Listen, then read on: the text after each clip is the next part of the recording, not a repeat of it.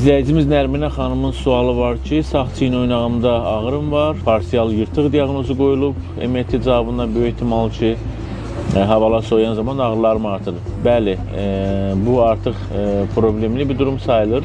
Əgər yırtıq varsa, supraspinal sübətərdə və yaxud da infraspinal sübətərdə, yəni qolu hərəkət etdirən əzələlərin vətərlərində yırtılma ehtimalı olur. Bəzən körpücük, kürək oynağında artroz əlamətləri, çiyin oynağında artroz əlamətləri.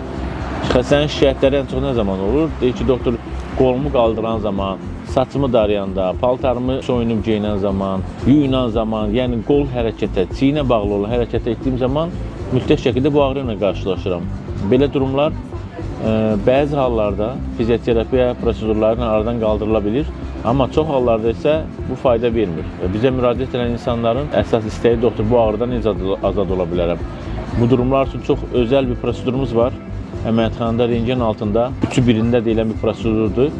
Həm körpücük kürək oynağı, həm supraspinal sübətərin qopma hissəsinə, həm də oynaq daxilinə 10 dəqiqəlik bir prosedurdur. Bu ağrılardan tam şəkildə azad ola bilərsiniz.